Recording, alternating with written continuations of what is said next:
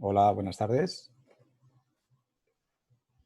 Siguen entrando gente, esperamos nada, unos segundos y iniciamos la webinar de hoy.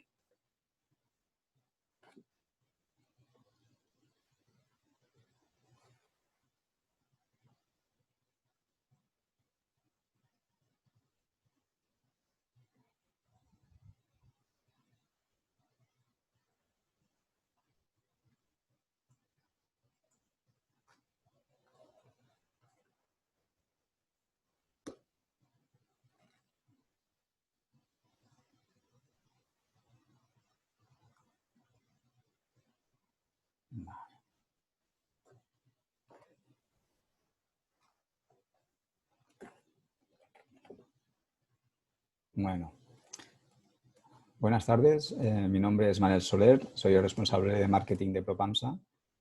Y bueno, daros la bienvenida a este penúltimo webinar antes de las vacaciones que vamos a realizar sobre la normativa de colocación de cemento cola, la 138.002, que nos dará nuestro compañero y responsable de asistencia técnica, Fernando Martínez, con la colaboración de Borja Salvador, técnico de obra. Y bueno, y a principio es una webinar que ya hicimos hace unos días. Se nos ha pedido que la repitiésemos por gente que no pudo asistir, así que nada, pues bienvenidos y también dar las gracias a Jessica Dufrasne por la coordinación y colaboración para la ejecución de este webinar. Doy entrada a Fernando Martínez. En el panel tenéis preguntas y respuestas, que en todo caso pues hacéis las preguntas a través de este panel, no a través del chat, porque así nos quedan registradas y al final del evento Borja y Fernando podrán dar respuesta a las preguntas más que hayan surgido durante la presentación y las que no podamos responder por tiempo, porque sean más concretas, pues ya se les da respuesta de forma individual. Buenas tardes, Fernando. Buenas tardes. Vale, perfecto, te oímos perfecto. Sí, vale, Pues adelante. perfecto. Muchas gracias. Muchas gracias, Manel. En primer lugar, queríamos transmitir desde Propansa y yo mismo, pues bueno, que esperamos que todos estéis y deseamos que todos estéis bien, tanto vosotros como vuestras familias. Agradeceros el hecho de que estéis hoy con nosotros en esta webinar que ya hicimos hace casi un mes y que gracias a que nos pedisteis que había ciertas personas que no había podido asistir, pues bueno, la estamos repitiendo. Lo primero de todo es, bueno, sabemos que la situación ha mejorado mucho, es un mensaje de optimismo, de esperanza y quería transmitiros pues eso, que pese a que todo está yendo hacia la nueva normalidad, debemos de seguir teniendo muy en cuenta todas esas medidas necesarias, tanto en prevención como precaución, que debemos tomar todos. Bueno, en principio, lo que vamos a hablar en esta formación es sobre la norma 138.002 y además también haremos un poquito las patologías, hablaremos de patologías más usuales que se suelen producir en este tipo de aplicaciones, tanto con adhesivos cementosos como con material de rejuntado. En primer lugar, si me permitís, os voy a hacer una breve presentación de quién es Propansa.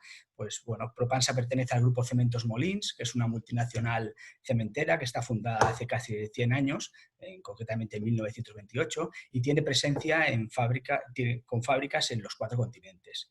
En España, aparte de Propansa, dentro del grupo Cementos Molins, está Pronsa, que fabrica hormigón preparado, y Precon, que realiza prefabricados de hormigón. La historia de Propansa nace en 1932 y es una empresa pionera en la fabricación de cementos cola en España.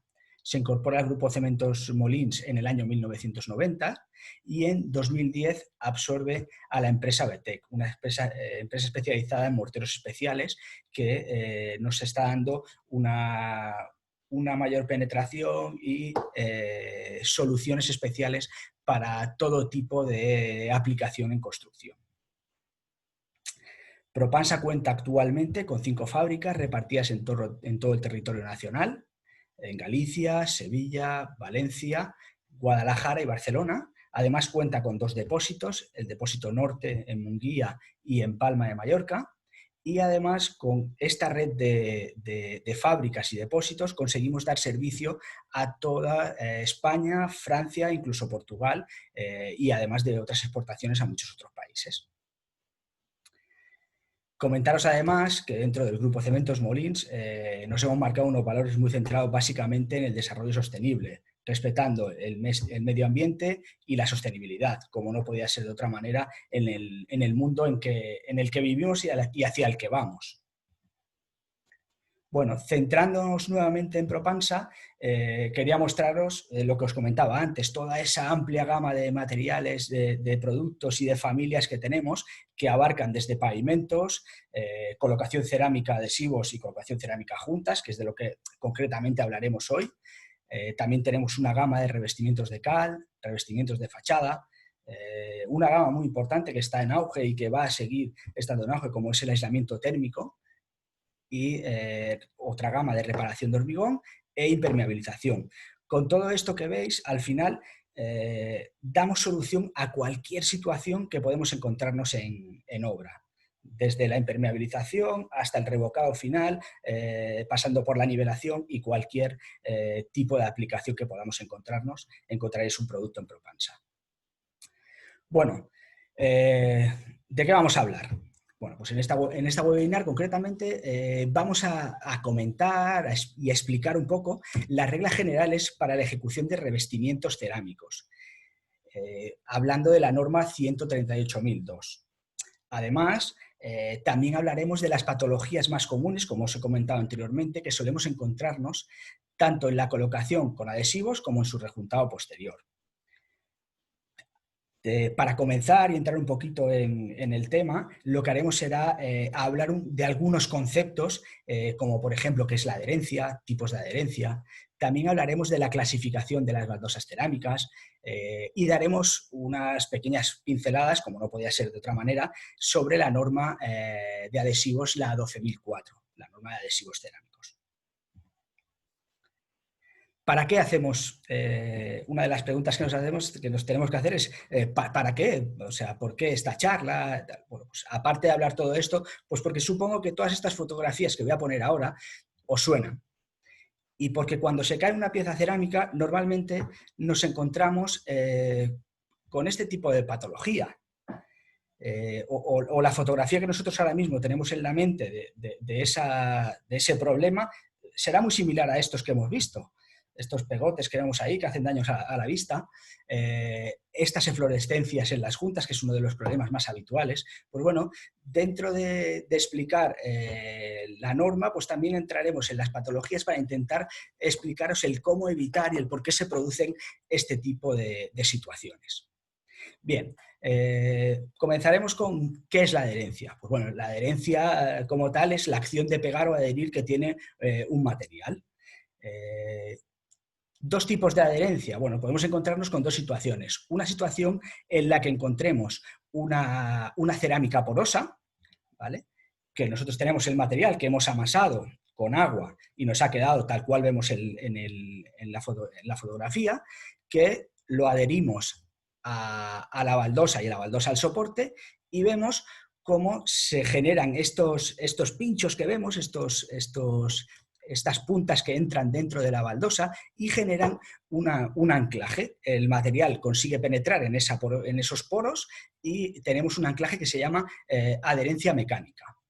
Eso se produce siempre que haya porosidad, tanto en el soporte, al final estamos hablando de baldosa, pero podríamos hablar también del soporte. En ambos casos necesitamos esa adherencia mecánica para conseguir una buena adherencia del material y unir esas dos, soporte y pieza. Por contra, podríamos encontrarnos con un soporte que no es poroso. En ese caso, cuando nosotros hacemos el amasado con agua y el material intenta anclar anclarse en la cerámica o en el soporte, lo que nos encontramos es que no puede. ¿Por qué? Pues porque al no tener poros, al no ser porosa, soporte o baldosa, ese material no puede entrar hacia adentro y hacer ese anclaje mecánico. Por tanto, la pieza, más pronto o más tarde, acabaría cayéndose. Entonces, la adherencia mecánica desaparece. ¿Qué necesitamos? Pues bueno, los fabricantes de adhesivos lo que hacemos es añadir una serie de aditivos a la mezcla del producto para conseguir que cuando no hay adherencia, cuando no es posible la adherencia mecánica o cuando la adherencia mecánica es muy reducida porque la porosidad es nula o prácticamente nula, lo que hacemos es dotar al producto de unas resinas que lo que hacen es que el material pueda pegarse sobre cualquier tipo de superficie. Imaginaros, por ejemplo, un adhesivo de contacto. Ese adhesivo de contacto lo que hace es que el material pueda pegarse uno a otro pese a que no haya ningún tipo de porosidad. Esta adherencia concretamente se llama adherencia química. De tal forma que tenemos la adherencia mecánica, se produce cuando el soporte o la baldosa, o soporte y baldosa, tienen cierta porosidad, y cuando no tenemos esa porosidad tenemos que elegir materiales que estén suficientemente resinados o tengan suficientemente resina y estén suficientemente preparados para poder realizar este otro tipo de adherencia, que es la adherencia química. Bueno, una vez visto los dos tipos de adherencia que podemos encontrarnos, vamos a hablar del por qué este tipo de estas dos adherencias, materiales que tengan o no resinas, ¿por qué hemos llegado hasta ahí? Pues bueno, las baldosas han evolucionado muchísimo con el transcurso de los años. Podemos encontrarnos piezas de diferentes tipos, formatos, texturas, para usos como centros comerciales, usos en concesionarios de coches, halls de hoteles. Ya no solamente es el uso de la vivienda particular. Pues bueno, esto ha hecho que poco a poco los fabricantes de adhesivos hemos tenido que ir detrás de todas estas nuevas piezas, esas colocaciones y esos formatos para conseguir materiales que puedan ser compatibles con cada una de esas piezas, su localización y uso. En este cuadro concretamente que vemos podemos ver la clasificación de las baldosas según su norma, que es la 14.411. En ellas quedan clasificadas según el método de conformación y según la capacidad de absorción de agua. De tal manera que vemos dos grandes grupos en función del grupo A cuando están hechas por extrusión o el grupo B cuando están prensadas en seco. Además, se establecen tres grupos que al final se subdividen en 5. ¿Vale? Porque hay dos grupos que al final acaban haciendo dos distinciones. Pero bueno, para que tengamos en cuenta, es el grupo 1 son materiales de muy baja absorción, el grupo 2 son materiales de absorción media y el grupo 3 son materiales o baldosas, más que materiales, con alta absorción, superior al 10%. En el grupo 2 encontramos grupo 2A y grupo 2B, en función de si, porque el grupo 2 va entre el 3 y el 10%. Como ese abanico es muy amplio, se corta en la mitad y más o menos es en la mitad y sería del 3 al 6 sería el grupo 2A y del 6 al 10 el grupo 2B. Igual que sucede con el grupo 1, que es de baja absorción, inferior al 3%. Pero como cada vez encontramos baldosas de muy, muy, muy baja absorción, pues también se ha hecho una división entre el grupo 1A y grupo 1B en función de esa absorción. Para que os hagáis una idea más o menos de un ejemplo, ¿no? Un azulejo, pasta roja, normalmente es alta absorción. Un azulejo, como por definición es una alta absorción, es superior al 10%. Un grés porcelánico estaríamos hablando de unas absorciones inferiores al 0,5, más o menos. Entonces estamos en el grupo 1, grupo 1A. Y luego también tenemos, por ejemplo, un grés catalán, lo estaríamos englobando en una absorción aproximada de entre el 4, 5, 6%, que sería esa absorción media que comentaba. De tal manera que con esta tabla ya podemos tener clasificadas todas las baldosas en función de la absorción y del cómo se han fabricado.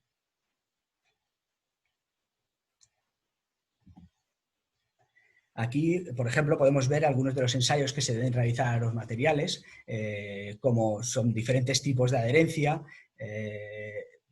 ciclos de hielo-deshielo, aquí es donde se establece, son las cámaras donde se guardan los materiales, estas son las cámaras de ciclo de hielo-deshielo, o la conservación en agua, para poder ir haciendo a todos los materiales los ensayos pertinentes de adherencia para poder obtener una clasificación según indica la norma 12004 que veremos a continuación.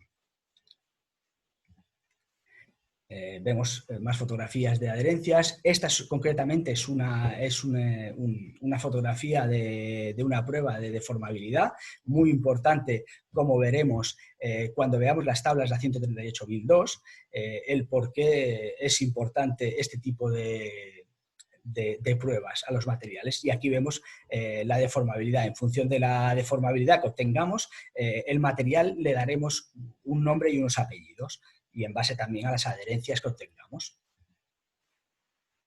Bueno, ahora vamos a hablar un poquito de la norma, de la 12.004 para adhesivos de baldosas cerámicas. Esta norma lo que hace es clasificar los adhesivos según su composición, en adhesivos tipo C, tipo D y tipo R. Los adhesivos tipo C son adhesivos cementosos, los tipo D son adhesivos de resinas en dispersión, y los R son adhesivos de resinas reactivas, ¿vale? Y luego además hay características adicionales en función de su adherencia, y pueden ser 1 o 2. 1 son adhesivos normales y 2 son adhesivos mejorados, sus adherencias son más altas. Además, existen otra serie de características opcionales que se pueden añadir a los productos en función de cómo se comportan.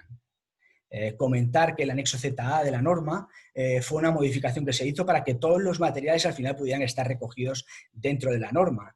Hemos de tener en cuenta que es un tipo de material que se usa en unas circunstancias muy determinadas y que cada vez están mucho más limitadas, tal y como veremos en las tablas de las normas de la norma de colocación 138.002. Aquí podemos ver, por ejemplo, los ensayos que se deben cumplir en cuanto a adherencias para que un producto sea un anexo ZA, un producto sea un C1 o pueda ser un C2, en el caso de adhesivos cementosos. Se deben de cumplir todos los puntos que indicamos. Para que pueda ser un C1, los 4 puntos: adherencia inicial, inmersión en agua, envejecimiento en calor y ciclos hielo-deshielo, deben de cumplirse, deben de ser superiores a 0,5 newton milímetro cuadrado. Si cualquiera de ellos quedara por debajo, inmediatamente pasaría a ser un anexo ZA. Igual sucedería con los materiales C2. Aparte de esta clasificación, según los resultados de adherencia, se incluyeron varias características opcionales, como podían ser el deslizamiento reducido, el tiempo abierto prolongado o el fraguado rápido, con las letras T, E o F. De tal forma que los materiales ya estamos poniéndole unos nombres y luego acompañándole con estos apellidos en función de esas características que tienen. Si, por ejemplo, tenemos un producto que tiene un deslizamiento reducido, le añadiremos la T. Imaginemos un adhesivo normal con deslizamiento reducido, pues es un C1T. ¿Vale? Luego estaría el tiempo abierto prolongado, que sería con la E, y el fraguado rápido, para materiales de fraguado rápido y puesta rápida en servicio, con la letra F. Además, hay esta otra característica, que es la deformabilidad.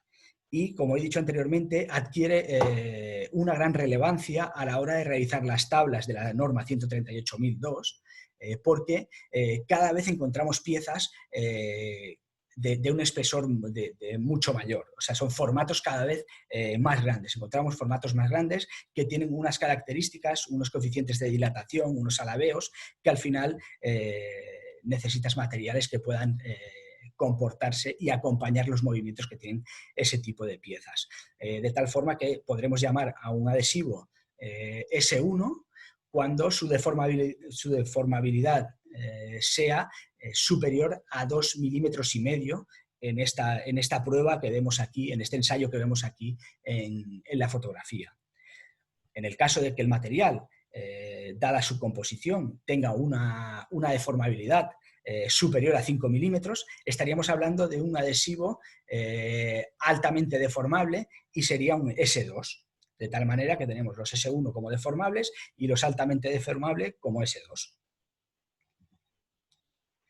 Una vez hemos visto los materiales, el cómo se llaman los materiales y el qué tipo de material esto se sigue utilizando, muchas veces nos encontramos con consultas en las que nos decís, oye, mira, que yo necesito un C2S1 o necesito un C2F S2 porque es de fragor rápido. Bueno, con esa nomenclatura ya podemos definir de qué producto estamos hablando.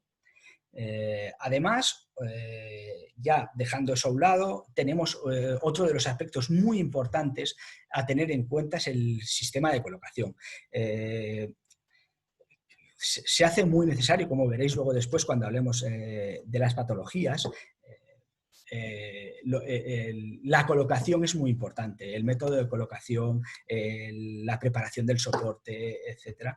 Todo esto va a hacer que al final, yo por mucho que utilice un material, el mejor material, si no preparo bien el soporte, si no hago una correcta colocación, voy a tener problemas sí o sí. En este caso vemos dos tipos de colocación, dos sistemas de colocación, el simple encolado y el doble encolado. El simple encolado lo empleamos en todas aquellas piezas inferiores a 30-30 aproximadamente, en las cuales yo puedo aplicar con llana dentada, aplico llana dentada en el soporte y coloco la pieza realizando un movimiento de vaivén y macizando correctamente las piezas. El doble encolado, ¿cuándo voy a emplear el doble encolado? Pues bueno, el doble encolado lo voy a emplear siempre que esté colocando en exteriores, siempre que el formato sea superior a ese 30-30 que comentaba, siempre que tenga una baldosa con un relieve acusado en el reverso de la pieza, en pavimentos sometidos a altas cargas dinámicas y estáticas por densidad. También en situaciones donde tenga calefacción radiante. En todo este tipo de situaciones, al final voy a tener que emplear y realizar el sistema de doble encolado. ¿Cómo realizar el doble encolado? Pues bueno, como veis en la fotografía, al final es llana dentada en el soporte y una colocación con la parte lisa de la llana a toda la pieza para al final conseguir que todo el material haga un efecto ventosa. He de comentar este método, este es el llamado método Tarver. Este método es en honor a Mr. Joe Tarver, que era el presidente de la Asociación Americana de Empresas de Colocación, que haciendo este tipo de colocación, lo que demostró es que se obtenía una mejor humectación del reverso de la baldosa si la colocación se realiza peinando el material en dirección paralela al lado más largo de la pieza. Y posteriormente haciendo, como se ve en la flecha roja, ese movimiento de vaivén hacia arriba y hacia abajo para conseguir que todo el aire que queda en el interior pueda salir hacia el exterior y esto lo que al final generaba era una mejor humectación de la pieza. Cuando hacemos ese tipo de aplicación en dirección contraria o haciendo las típicas curvas, ese aire cuesta mucho más de que salga hacia afuera. Y de esta manera, haciendo esa colocación y el movimiento de vaivén, lo que conseguimos es que todo el material quede totalmente pegado, toda la pieza quede totalmente pegada al soporte. Bueno, alguien podría pensar, si tenemos una norma de adhesivos en el cual me dice todos los materiales, cómo se usan, qué debo de usar, qué material debo usar, tengo la clasificación de las baldosas donde me dice si unas son absorbentes o no, y al tener la nomenclatura de los materiales, pues puedo decidir si necesito un producto que sea más o menos resinado, un C2, un C1, un S1, un S2, pues bueno, ¿para qué una norma de colocación? Pues bien, para que no sucedan estas cosas, lo que se ha visto o lo que se comprobó es que sucedían, siempre había la misma tipología de problemas. O habitualmente encontrarás la misma tipología de problemas, la misma tipología de patología. Y al ser repetitivo, pues hubo que buscar una forma de encontrar un consenso entre todos para conseguir que estas situaciones se produzcan lo menos posible y que no fueran tan asiduas. Entonces lo que se hizo fue que casi aproximadamente más de 2 años se trabajó conjuntamente entre todos los actores de esta aplicación, digamos, como son los fabricantes de baldosa, los fabricantes de adhesivo y juntas, los profesionales alicatadores y soldadores y las direcciones facultativas, para de esta manera, entre todos, conseguir elaborar un documento lo más clarificador posible y que además nos ayudará a todos a poder determinar no solamente el material adecuado para cada situación, sino también el cómo proceder a aplicarlo. Hubieron muchas propuestas y al final se decidió aunar varios factores que intervienen en la colocación y añadir como una parte importante el formato de la baldosa, como veremos en las tablas de colocación que os enseñaré a continuación. Como decía, en la colocación no solamente influye la absorción de la pieza para hacer una correcta colocación o elección del material de agarre, sino que con los cambios de formatos que, como podemos ver, pues de 1,20 por 1,50, tenemos 3,200, 3 metros por 1 metro, hay una infinidad de formatos de pieza que cada vez son mayores y tienen unas particularidades, unas peculiaridades que necesitan de un material que se adapte, y ya no solo del material, sino del método y sistema de colocación que se emplee. Si no recuerdo mal, creo que por septiembre haremos una webinar exclusiva de colocación en gran formato. Y bueno, ya os haremos llegar la información para poder, si os estáis interesados en ver este tipo de aplicación. Bueno, en las tablas de colocación, no solamente hablaremos del formato de la cerámica, sino que también para poder determinar y elegir el adhesivo, dentro de la tabla vienen la localización y uso. No es lo mismo un pavimento interior con un pavimento exterior, o un revestimiento interior con un pavimento interior o revestimiento exterior.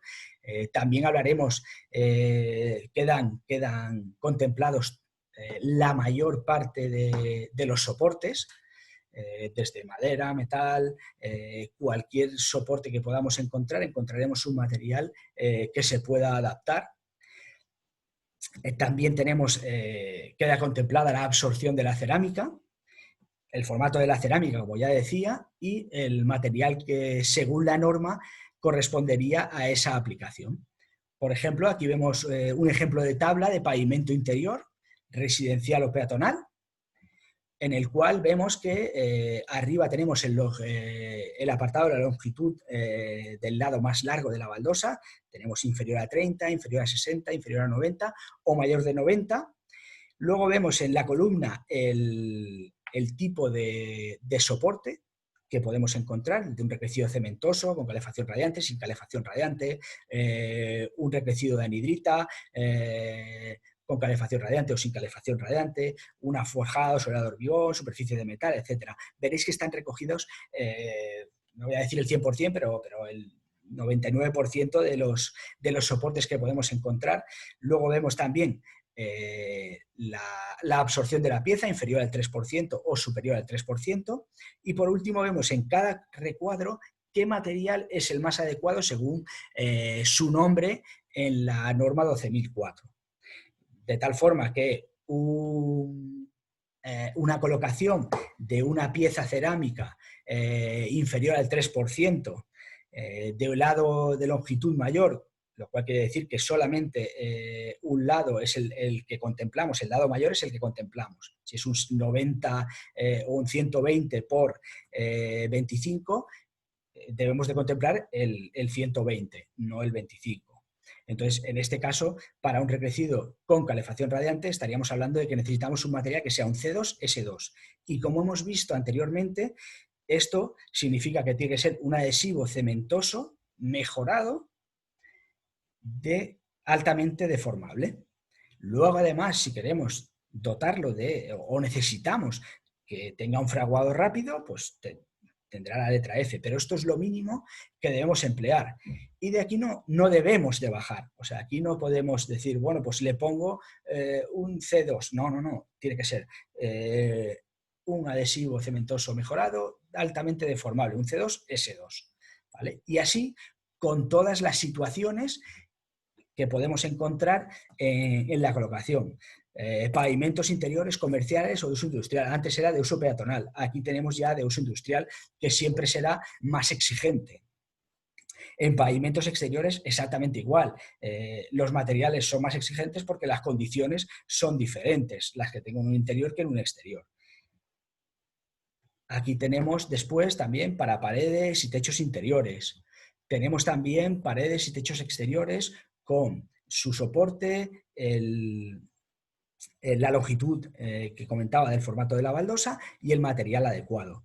Y por último también ha quedado recogida dentro de la norma una tabla concreta de las láminas cerámicas, que como es un material que está en auge y que cada vez vemos más, pues tiene unas características específicas. Lámina cerámica como tal es una pieza cerámica de gran formato, de una absorción muy baja de agua y con un espesor entre 3 y 6 milímetros. Esa es la definición habitual de una lámina cerámica.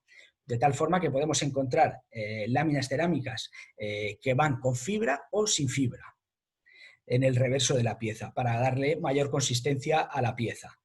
En función de si tiene o no fibra, al final también tenemos que ser más exigentes con el material de agarre, porque esa fibra normalmente se pega con materiales que no es propiamente la baldosa cerámica. Por tanto, si es un epoxi o una resina reactiva o cualquier otro tipo de producto, al final es eso lo que estoy pegando. No estoy pegando la baldosa cerámica como tal.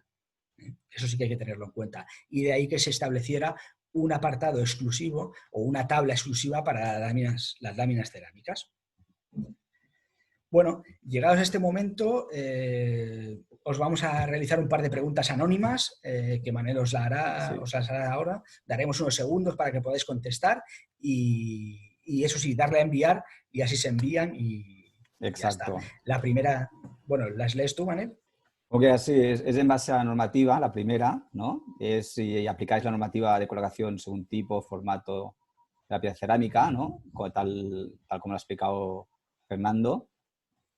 Y luego también es la segunda pregunta, que tenéis que responder las dos y enviarla, es si acostumbras a trabajar con la gama Pameco Gel de Propamsa. Vale, están votando. Recordad que tenéis que hacer las dos respuestas y darle a enviar. Muy bien. Siguen votando. Vale, perfecto. Pues ya está. Comparto los resultados. Ya vemos que por normativa y aplicación y prescripción.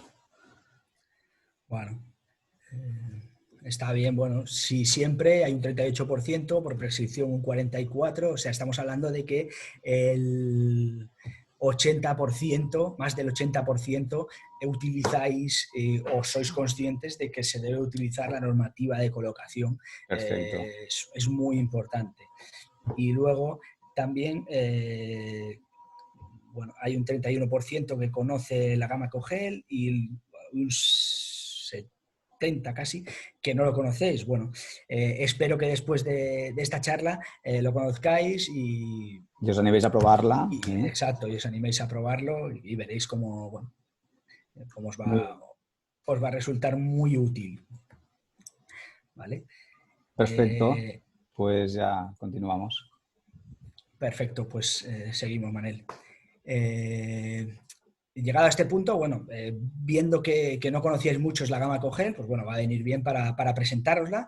Es una gama de adhesivos altamente tecnológicos, desarrollados para cubrir cualquier necesidad del profesional. Y cuando digo del profesional, es que es un material que está pensado para él, para el profesional. ¿Por qué? Pues porque lo que se ha hecho por parte de nuestro departamento de I+D es aunar todas las características que nos fuisteis comentando y fuimos preguntándoos, oye, ¿cómo necesitas el material? ¿Qué necesitas? ¿Qué le pedirías al producto? ¿Hasta dónde tiene que llegar? ¿Cómo se tiene que aplicar? Todas aquellas situaciones en las que os encontrabais a la hora de aplicar o de recomendar un producto, pues bueno, que con una gama de productos pudierais completar todo esto, como esa consistencia cremosa y ligera, que fuese sin polvo, encaminado a esa ecología o a esa sostenibilidad, fibras, doble consistencia, etcétera, que vamos a ver a continuación. Por ejemplo, es un producto que contiene fibras. Esto contribuye a su excelente deformabilidad. No solo la composición del producto, sino estas fibras que podemos ver en la fotografía contribuyen a esa excelente deformabilidad. Otra de sus características es que es sin polvo. Ya he dicho que desde el Grupo Cementos Molins estamos encaminados hacia esa sostenibilidad, a ese medio ambiente, y un material sin polvo no únicamente va a influir a la persona que está trabajando el producto, que muchas veces está tragando ese polvo cuando amasa el producto, sino, por ejemplo, en todas aquellas situaciones en las que es una rehabilitación en una vivienda, y ahora cada vez más, después de este confinamiento, nos hemos dado cuenta que hemos estado mucho tiempo en casa y verdaderamente hemos visto todas aquellas cositas que decíamos, ostras, esto lo tengo que arreglar porque por desgracia hemos estado mucho tiempo y nos ha dado tiempo de ver que esa comodidad dentro de casa debemos de tenerla. Pues bueno, si yo hago una rehabilitación, que en las estancias se ensucien lo menos posible y que el particular y el profesional trague el menor polvo posible. ¿Vale? Además, que el que sea sin polvo, pues al final también se puede asociar a ciertos certificados que se puedan pedir en un futuro. Otra de sus características es esa consistencia cremosa y ligera. Es un material que corre muy bien a la llana. Eso lo aprecia mucho el colocador, que cuando ha colocado X metros de baldosa, que el brazo no se cargue. Un material que no sea tan ligero ni tan cremoso, ni tenga esa consistencia gel.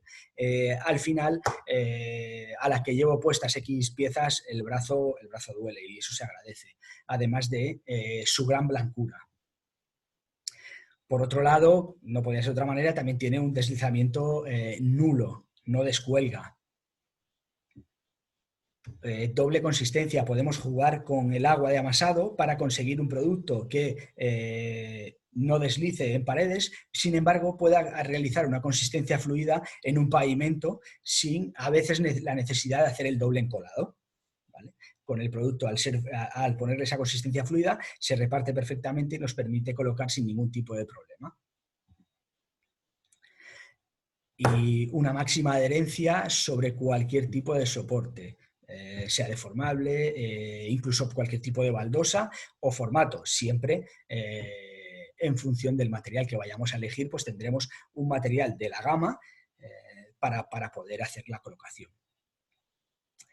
Un mayor tiempo abierto, un adhesivo flexible convencional, a los 40 minutos ya estamos en un tiempo abierto, en una transferencia muy baja, con lo cual ya deberíamos de dejar de colocar piezas o incluso de rectificar piezas.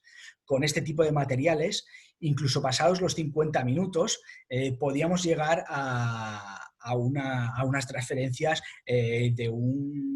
perfectamente de un 70% aproximadamente de lo que sería la pieza.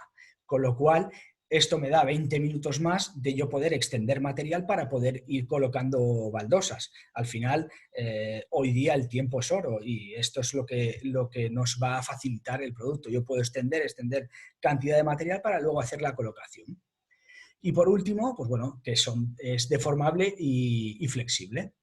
Aquí vemos alguna clasificación dentro de la norma, concretamente del Pane-Cogel Flex y del Pane-Cogel Superflex, para que veáis que la norma indica una serie de resultados y son materiales que dan muy por encima. Bueno, este es el Pane-Cogel Flex, que como decía es un C2TS1 según la norma, y luego tenemos el Pane-Cogel Superflex, que es un C2TES2. Por último, así rápidamente comentaros acerca de, porque hemos visto en las tablas que había unos adhesivos que eran R, de resinas reactivas. Bueno, en nuestro caso el producto es un R2 y sería el BAT Elastic. Es un adhesivo elástico bicomponente, es un epoxi poliuretano de fácil aplicación, tiene muy buena trabajabilidad. Las adherencias son brutales porque aúna las propiedades de adherencia que te da un epoxi más las propiedades de deformabilidad que te da el poliuretano y bueno, estas son todas sus características, además de tener total estanqueidad y es impermeable 100%. Ahora pasaremos a las juntas, a los tipos de juntas. Aquí vemos juntas de colocación estructurales, contracción y perimetrales. Bueno, ¿qué es una junta? Pues una junta de colocación es una separación física entre dos baldosas. La junta de colocación se divide en junta mínima, cuando su espesor es entre 1,5 y 3 milímetros, junta abierta cuando es entre 3 y 5 milímetros y junta muy abierta cuando supera esos 5 milímetros. Es importante tener en cuenta todo este tipo de juntas a la hora de realizar y planificar los trabajos que vamos a hacer. Después tenemos las juntas de dilatación, que suelen tener un espesor de más de 5 milímetros, ¿vale? Y como norma general suelen tener 1 centímetro, suelen dejar de 1 centímetro.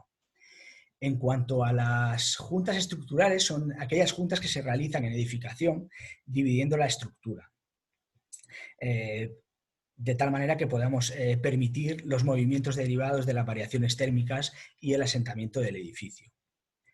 Después tenemos también las juntas de contracción.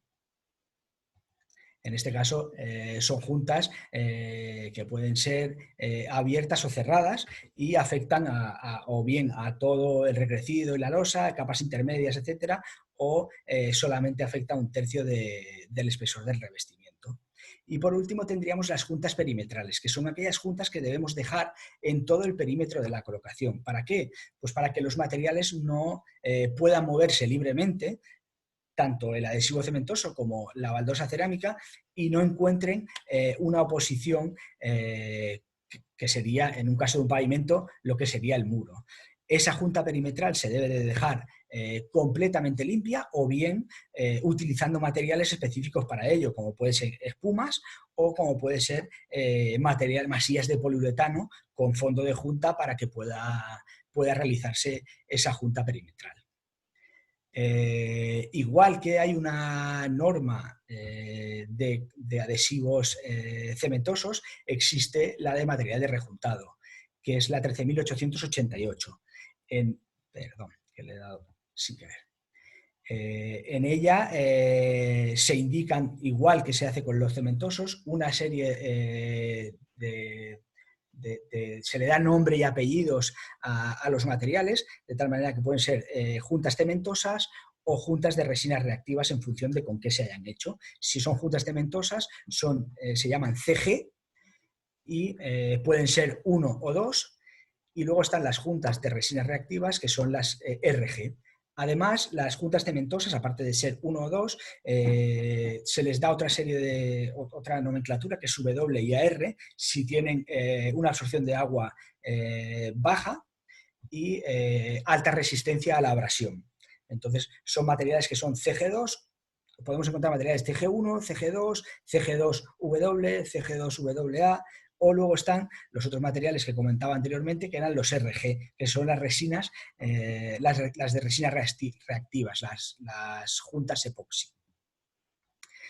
Como material de rejuntado, Propansa tiene, en este caso, borada porcelánica, borada plus, y hemos puesto también Boralastic, que es un aditivo que se puede añadir o no en función del tipo de aplicación que se quiera realizar. Son juntas que todas ellas son CG2ARW, o sea, dentro de las juntas cementosas es lo más completo que podamos encontrar, pero además la borada plus, en este caso, tiene un efecto anti-moho y hace efecto gota. ¿Vale? Además de tener una muy buena resistencia a los ácidos con pH superior a 3. Después tenemos la borada de Pollux, es una junta RG, que es una junta epoxi, es un bicomponente de fácil aplicación, muy fácil limpieza. Una de las grandes ventajas es que no tiene fluorescencias, la uniformidad de color es total, evita cualquier tipo de proliferación de hongos y moho. Esto es muy importante, sobre todo en aquellas situaciones en las que necesitamos una asepsia total, quirófanos, perdón. Mataderos, pescaderías, supermercados, zonas donde va a haber una limpieza agresiva, continua y constante. En aquellas situaciones en las que, por ejemplo, en piscinas colectivas, piscinas de gimnasios, etcétera, incluso ya hay ayuntamientos que por norma ya te exigen este tipo de junta, porque es una junta que permite esa limpieza que se hace continuamente en ese tipo de superficies sin ningún tipo de problema, porque es antiácida. Además es impermeable 100%. No sé si la habéis probado, pero yo os invito a que la probéis porque es un producto que se trabaja muy bien, se limpia muy bien y veréis que lo que tenemos en la cabeza antiguo de las boradas epoxi, que costaba mucho de aplicar, había mucho miedo a la aplicación, veréis cómo resulta muy fácil su aplicación y su limpieza. Y el resultado es brutal. Bueno, vamos a entrar en el último apartado, que eran las patologías. Las hemos dividido en adhesivos y juntas, y dentro de las patologías, pues queríamos enseñaros pues, lo que solemos encontrar. Pues bueno, son todo este tipo de pegotes, esos surcos de llana, esos llamados falsos doble encolados, esas manchas en las juntas, esas eflorescencias.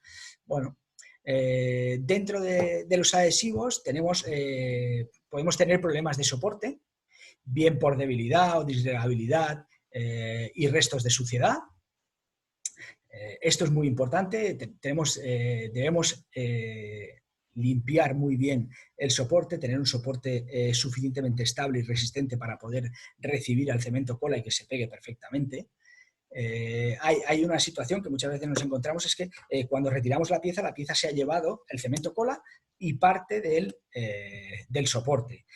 ¿Qué ha fallado aquí? Pues evidentemente la unión, el adhesivo ha pegado perfectamente sobre esa capa débil y al estar disgregable se la ha llevado. Si yo cojo, por ejemplo, una cinta adhesiva y la pego en un papel, se va a pegar sin ningún tipo de problema.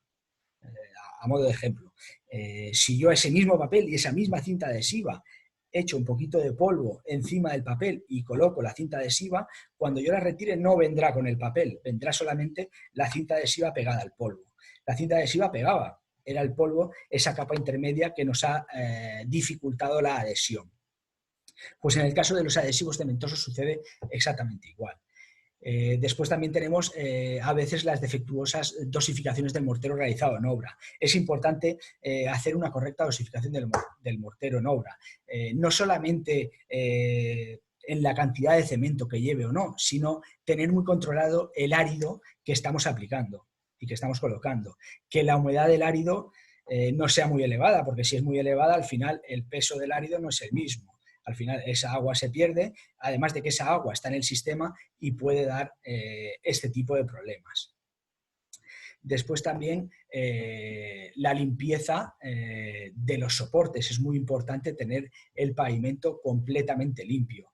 Es importantísimo hacer lavados ácidos cuando hacemos una colocación sobre otra pieza que ya estaba colocada. La superposición de cerámica es totalmente posible, o sea, no hay ningún problema, siempre que se prepare previamente el soporte, haciendo, como digo, una correcta limpieza ácida con salfumán o agua fuerte diluido en agua o no, en función de si la estancia donde voy a aplicarlo puede ventilarse o no.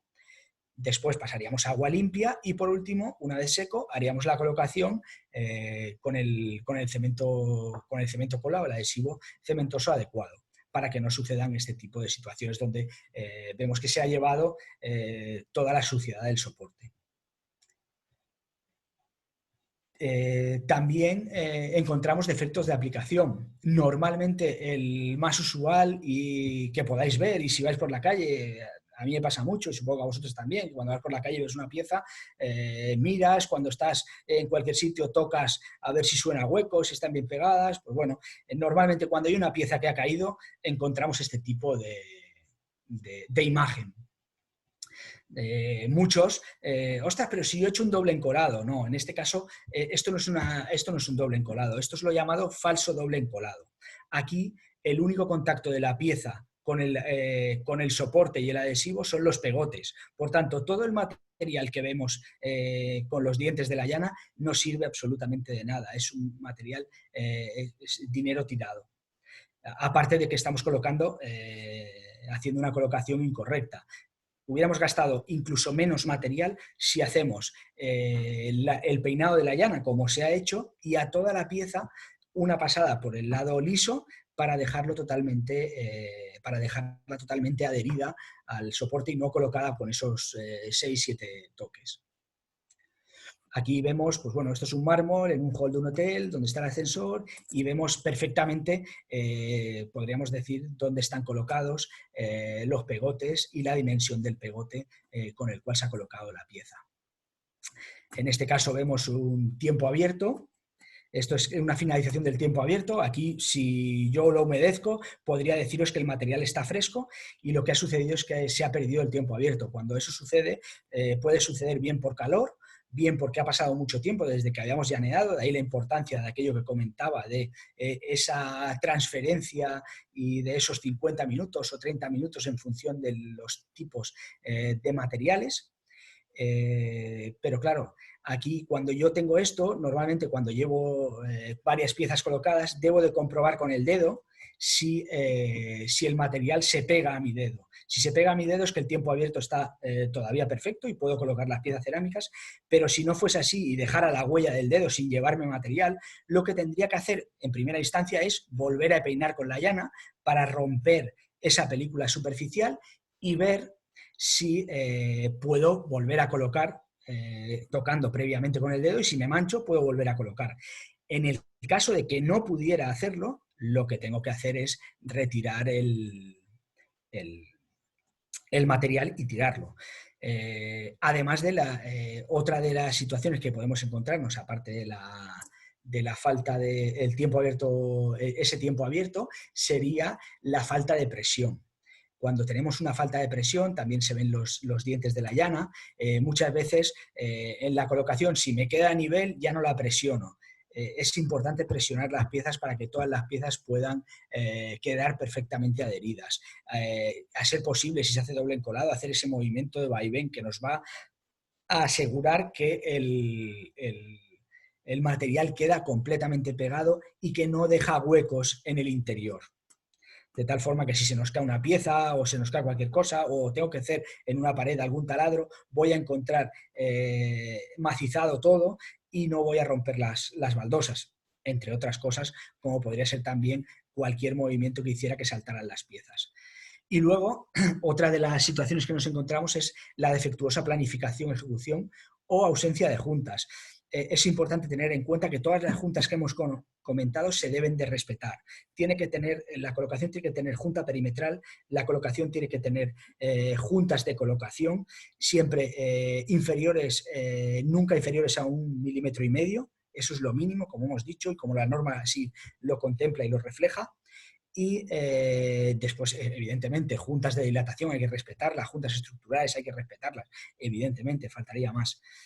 Pero todas ellas se deben de planificar y se deben de realizar correctamente. De nada me sirve que yo deje una junta perimetral, coloque, la deje vacía, coloque el zócalo y el material de colocar el zócalo me caiga y me tape la junta.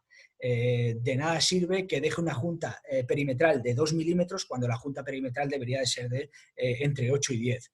Todo esto hay que tenerlo muy en cuenta.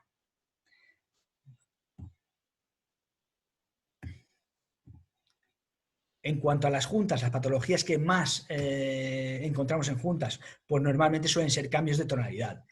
Y en la mayoría de las situaciones, bien pueden ser por defectos de mezclado o por humedad interior. Cada vez más encontramos piezas, formatos, como hemos dicho, cada vez más grandes. Entonces necesitamos dejar el tiempo suficiente para que el material pueda evaporar, y el único sitio por donde evapora muchas veces es a través de la junta. Entonces hay que esperar el tiempo prudencial para que pueda evaporar, porque si no dejamos que esa agua salga, al final saldrá a través de la junta. Y si ya la hemos sellado con una junta cementosa, pues puede provocarnos esos cambios de tonalidad a claroscuros que a veces encontramos. También otro de las situaciones son los cambios de tono por fallos en el mezclado, como decía anteriormente. Las juntas cementosas llevan una serie de pigmentos naturales que deben de estar bien mezcladas, se deben de mezclar tal y como se indica, con un batidor, para que todo el producto quede homogéneo y quede bien mezclado y repartido todo el colorante, y que al final toda esa mezcla tenga el mismo tono y no nos aparezcan rayones de material, etc. Bueno, aquí vemos varios ejemplos de cambios de tonalidad. Y luego otra situación es la falta de resistencia. Esta falta de resistencia nos puede dar dos problemas. Esta falta de resistencia. La falta de resistencia puede ser debido a una dosificación de agua incorrecta. Todos los materiales en su bolsa, en su saco, en su ficha técnica, indica la cantidad de agua correcta con la cual se puede y se debe mezclar el producto. Podemos irnos 100 mililitros arriba, 100 mililitros abajo, pero no más. O sea, no podemos aplicarle mucha agua porque es muy fácil, corre muy bien, me permite aplicarlo perfectamente, porque después tendremos problemas, tanto por exceso como por defecto de agua. Y los problemas que podemos encontrar, uno es la falta de resistencias, porque tanto por exceso como por defecto la relación agua-cemento se ve variada y puede dar falta de resistencias, como el color. El color también es muy importante a la hora de hacer las mezclas. Si yo pongo más agua de la cuenta, diluyo mucho el producto y es mucho más fácil que la tonalidad me quede más clara. Y luego también, eso sí, todas las aplicaciones que se realicen, que se intenten dosificar con la misma cantidad de agua para que el producto o toda la aplicación, pese a ser diferentes bolsas o sacos, tengan la misma consistencia y al final nos quede una tonalidad totalmente uniforme. Bueno, estamos llegando al final. Como conclusiones, pues bueno, yo quiero dejar ahí el mensaje de que es muy importante realizar una adecuada planificación de los trabajos que se tienen que realizar. Importantísimo la preparación del soporte, es imprescindible partir de un soporte resistente, estable, exento de polvo, pintura, restos de cualquier material que haya podido estar anteriormente. Realizar evidentemente una correcta disposición de juntas, y todo eso pasa por una buena planificación, ver qué es lo que tengo que hacer, qué junta debo de dejar, etcétera, ver qué pieza voy a poner para al final determinar cuáles son las juntas que debo realizar y los espesores de las juntas, evidentemente. Después, elegir los materiales adecuados según las indicaciones de la norma 138.002. Es muy importante que cada vez más cojamos la norma y empleemos el material adecuado para esa colocación. Todo esto se ha estudiado, se ha mirado, se ha trabajado para facilitar y que al final no haya unas incorrectas elecciones de material, de tal forma que tenemos todas las situaciones posibles, todas las baldosas posibles, los formatos posibles. Bueno, pues el material adecuado también viene indicado en estas tablas. Después, por último, respetar el modo de empleo, técnicas de colocación, como ya hemos comentado, doble encolado, simple colado, y los tiempos de ejecución que se deben emplear para cada material. Si necesito hacer algo con más rapidez, pues iré hacia un material de fraguado rápido. Si no, lo que no voy a hacer es darle rapidez si después me voy a encontrar con un problema. Vale. Y bueno, con esto yo he terminado. Manel, si Perfecto. quieres podemos ahora empezar con las preguntas Exacto. y lo que haremos será pues intentaremos contestar todas las que habéis hecho, y si alguna se queda o alguna es muy particular, pues entonces hablaremos con vosotros y nos pondremos en contacto vía email para poder responderlas, pero si podemos las responderemos ahora. Mi Vale. compañero Borja. Borja, mira el micro porque... A ver si puedes conectar el micro. ¿Ahora? Ahora, perfecto, Borja. Sí. Muy bien. Muy bien. Pues nada, pues muchas gracias, Fernando. Y bueno, a ver si nos dais respuesta a las preguntas que han podido ir surgiendo. Y que van, y siguen subiendo. Bueno, pues gracias, Manel, gracias a los participantes y a sus preguntas. Voy a pasar directamente a leer alguna de las que he ido anotando, que las tengo aquí. Una de ellas dice: tengo problemas de manchas en piezas de piedra natural, sobre todo en invierno. ¿Existe alguna solución? Bien, pues la solución en este caso sería aplicar un cemento cola flexible y de fraguado rápido. Acordaros de los apellidos de los que ha estado hablando Fernando, en los que la F hace referencia a fraguado rápido y un S1, por ejemplo, a la deformabilidad. Hablo de un S1, un cemento cola S1, porque a pesar de que no sale en la pregunta, intuyo que se está hablando de un revestimiento exterior al colocar piedra natural. Y el tema del fraguado rápido es porque estos espectros, estas fluorescencias o manchas blanquecinas están muy relacionadas con el tiempo en el que seca o en el que fragua el cemento cola. Así que si aceleramos este tiempo de fraguado, vamos a evitar este problema, vamos a reducir la posibilidad de que aparezcan estas manchas. Y es por eso que esta persona hablaba también de que este problema se focaliza sobre todo en invierno, que es una estación en la que normalmente los cementos cola pues retrasan un poco ese tiempo de secado o de fraguado. Por aquí había otra pregunta que es: ¿por qué salen manchas o babeos de cemento en las juntas? ¿Es el cemento cola que se descompone? Como veis, seguimos con el tema de estas manchas, de las fluorescencias. En el tema de estas manchas o babeos que aparecen en las juntas, al final están relacionadas con el arrastre de agua que puede circular entre el soporte y el revestimiento. Este arrastre de sales vienen dadas tanto en el sustrato o soporte como en el cemento cola que utilizamos para aplicar esta pieza. Al final, y más ahora que estamos últimamente viendo piezas muy grandes en el mercado de grandes formatos, esta junta, que normalmente no suelen ser muy anchas, tienen muchísima responsabilidad. La responsabilidad de esta junta es en que evapore esta humedad que queda por dentro, y tenemos que favorecer esta evaporación para evitar este tipo de manchas. Esta forma de cómo favorecemos que esto no ocurra, pues vamos a dejar unos tiempos correctos de secado previos al rejuntado, por ejemplo.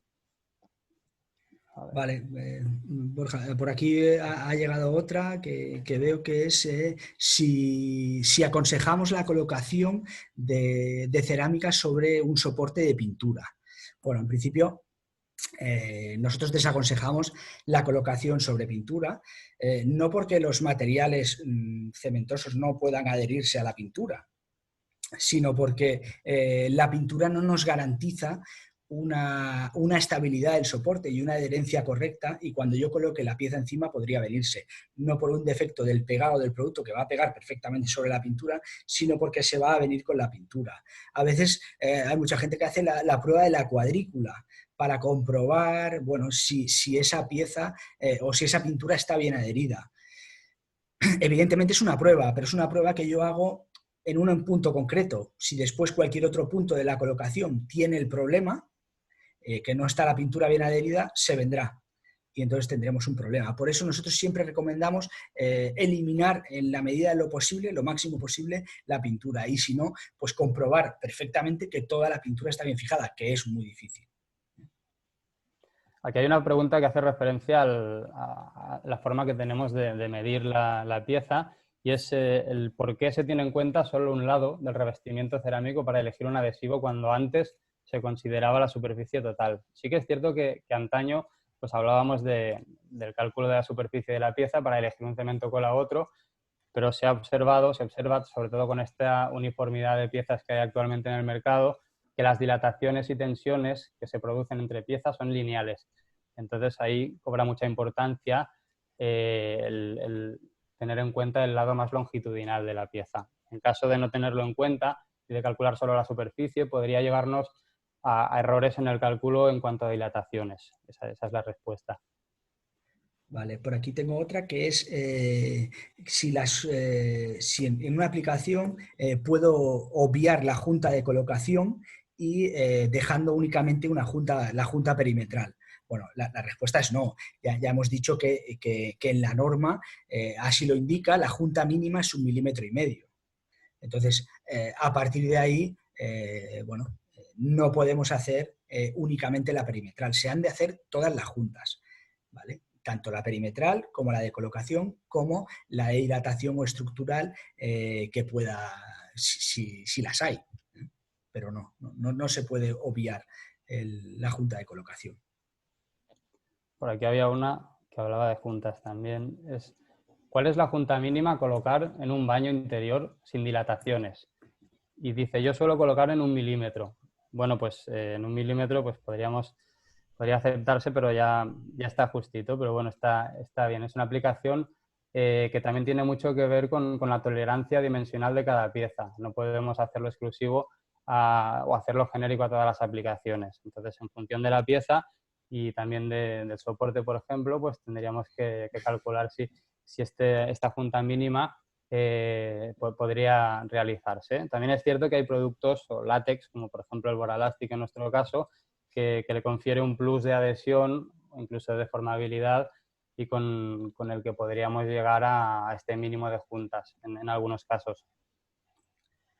Vale, luego por aquí veo otra que es que nos pregunta en qué parte de la norma aparecen las tablas donde indican los adhesivos en función de material y uso.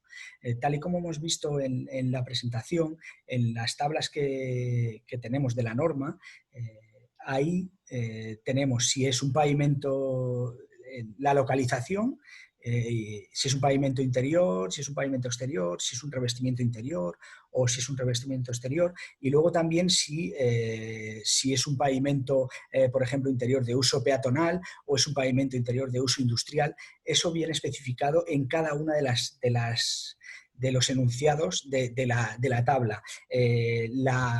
La presentación os la haremos llegar, en ella están todas estas tablas donde podréis ver o donde podrás ver cada material en función y en la tabla en función del uso y situación. Aquí esta me ha llamado la atención porque hace alusión a las herramientas. ¿Qué tipo de llanas utilizamos y por qué hay llanas de 3, de 6, de 12, de 10 o de 15 en el mercado? Al final, el propósito de una colocación, de un aplacado, es conseguir una transferencia correcta de la pieza y a poder ser que este cemento cola no supure o no vomite, se llama, a través de la junta, porque esto nos va a producir pues un poco de dificultades luego y posibles patologías. Al final el objetivo es así de sencillo. Entonces, en función del grueso de la pieza, de la costilla que pueda tener la pieza, vamos a elegir pues una llana de 10, de 15 o incluso una llana de 3 en el caso de los gresites o de las piezas vítreas. Esta sería la respuesta. Y aprovecho también para hablar un poco de lo que es la aplicación, porque esto es una pregunta que hacen habitualmente y que no se tiene mucho en cuenta, y es qué inclinación utilizar con la llana. Se recomienda siempre utilizar entre 90 y 70 grados de inclinación a la hora de pasar la llana, porque estos surcos de los que hablamos también podemos potenciarlos en la forma que tengamos o en la inclinación que tengamos al poner la llana. Y si podemos hacer que no hayan capas cruzadas o que sean todo capas transversales, rectas, para que la transferencia sea correcta del 100% de la pieza. Bueno, aquí hay otra pregunta que es ¿en qué casos es necesario humedecer el soporte antes de aplicar el mortero, el cemento cola, el adhesivo cementoso? Bueno, en principio los materiales ya en su composición están preparados para poder aplicarlos sin necesidad de humedecer el soporte. Antiguamente sí que incluso metían las baldosas cerámicas en agua y al día siguiente estaban dentro de un cubo en agua y al día siguiente las colocábamos porque tenían una absorción elevadísima.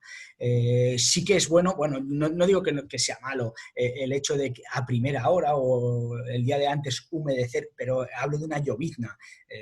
Pero hoy día ya no es necesario. Lo que sí que debemos de respetar son los tiempos, o más que los tiempos, las temperaturas de ejecución y las temperaturas del soporte. El soporte tiene que estar entre 5 y 35 grados para que tú puedas hacer una correcta colocación. Si estoy a más de 50 grados, el material, el soporte va a absorber el agua muy rápidamente y sí que es cierto que en esos casos una pequeña humectación del soporte ayuda a refrescar el soporte, pero tenemos que tener en cuenta que cuando coloquemos el adhesivo, esa agua debe de haber desaparecido. Estamos hablando de nada, de una llovizna, ¿vale?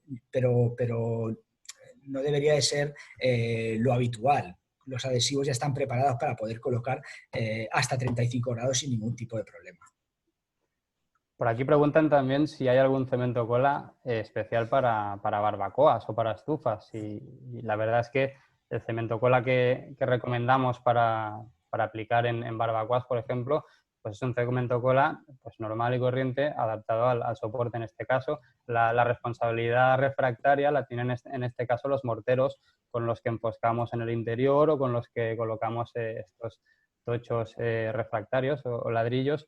Y el cemento cola que pondríamos después sería, pues, por ejemplo, un S1, estaría bien porque estamos hablando pues, de exterior y por posibles dilataciones, pero bueno, el soporte sobre el que aplicaríamos este cemento cola debería ser pues, la temperatura recomendada, que es entre 5 y 35 grados. El choque térmico, esta responsabilidad la cogería el mortero refractario en este caso.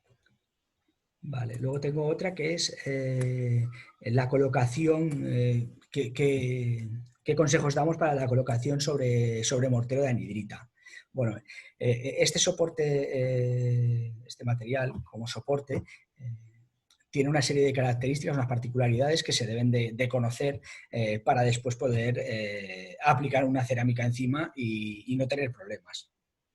En este caso, para este tipo de morteros, el mortero de anhidrita necesita 1 semana por centímetro para que esté seco.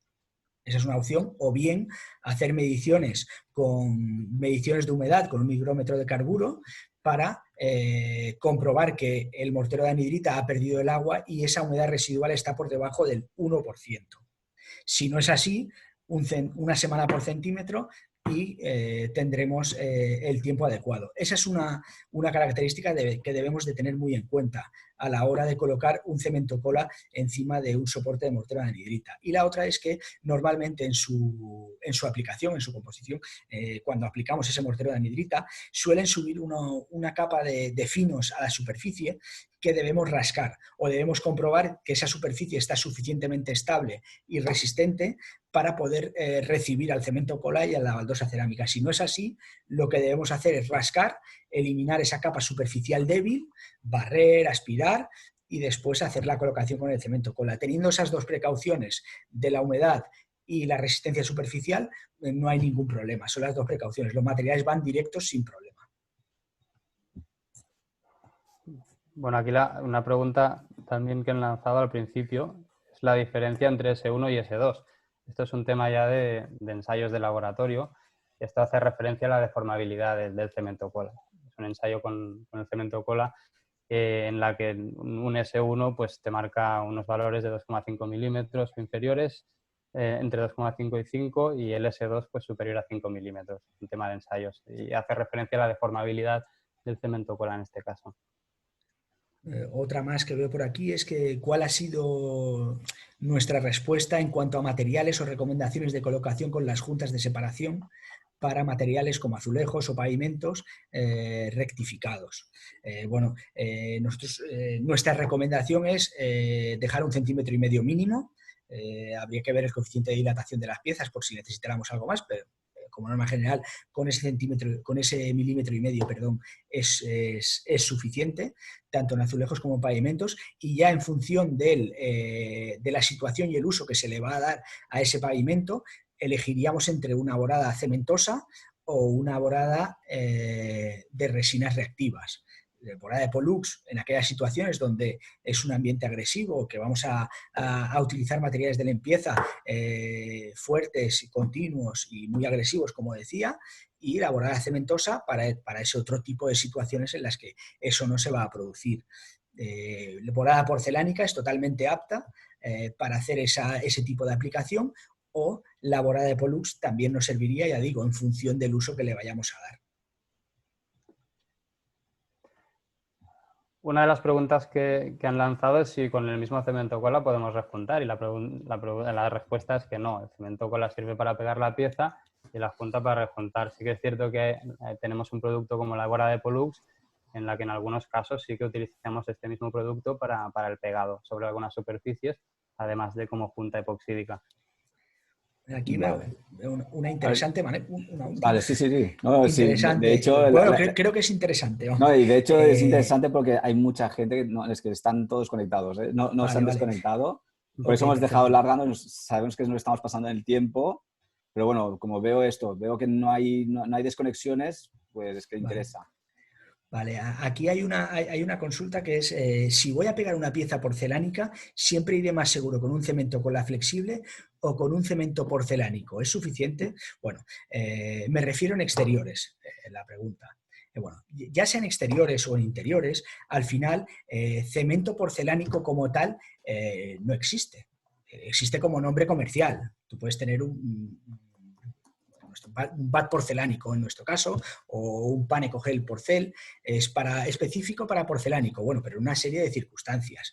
Los cementos cola flexibles son productos que son S1, y habitualmente son S1 y normalmente suelen ser adhesivos mejorados. Por tanto, es totalmente apto para hacer esa colocación de la pieza. Lo que debes de fijarte es en la norma de colocación para esas situaciones en exterior, qué material te recomienda. Si te recomienda un C2 y ese cemento, el bat porcelánico es un C2, pues podrás poner un bat porcelánico. Pero si te recomienda un C2S1, independientemente de cómo se llame Flex, se llame Paneco Gel Flex, es un S1, te servirá. Has de fijarte en eso, en el nombre y los apellidos del producto para poder colocar el material más adecuado. Que el hecho de que se ponga porcelánico, pues bueno, sí que es para piezas porcelánicas, pero en unas circunstancias concretas. El material tiene un nombre y unos apellidos que es en lo que te tienes que fijar. Vale. Pues a ver, yo lo que haría es, si queda una pregunta, pues ya, como si la habéis puesto en preguntas y respuestas, la tenemos recogida y podemos dar respuesta. También algunos de vosotros nos habéis solicitado la grabación del webinar. También os la haremos llegar por email, el link. Y nada, y pues muchas gracias, Fernando. Muchas gracias, Borja, ¿vale? Por la presentación. Gracias a todos los asistentes por venir. Nosotros tenemos, antes de las vacaciones, la semana que viene, tenemos la última webinar que haremos sobre el lanzamiento de un producto del Propan Grip Plus, que es una imprimación universal para todo tipo de soporte, sea poroso o no poroso, que nos la dará Borja, que ha estado utilizando el material, ha estado aplicando, entonces nos explicará un poco las características que tiene este producto para su uso. También dar gracias a Jessica por el soporte y la coordinación del evento.